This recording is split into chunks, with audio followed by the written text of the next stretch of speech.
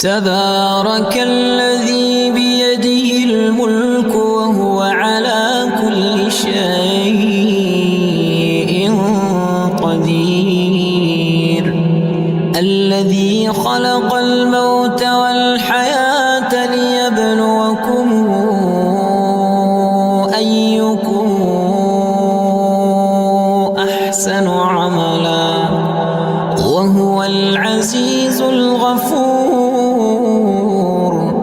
الذي خلق 7 سماوات طباقا ما ترى في خلق الرحمن من تفاوت فارجع البصر هل ترى من فطور ثم ارجع البصر كرتين